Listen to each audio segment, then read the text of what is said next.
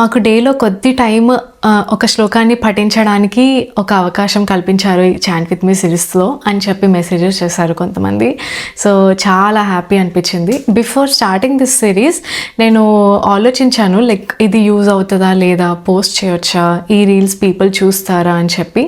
But once Mahalakshmi Ashtakam series start చేసిన తర్వాత చాలా మంచి రెస్పాన్స్ వచ్చింది. అండ్ ఆ రీల్ కూడా చాలా మందికి రీచ్ అయింది, చాలామంది షేర్ చేశారు. అండ్ కామెంట్స్ కూడా వేరే వేరే స్తోత్రాలు నేర్పించమని కూడా పెట్టారు. కనకధార స్తోత్రం కానీ, సుప్రభాతం కానీ, లేదంటే హనుమాన్ చాలీసా కానీ.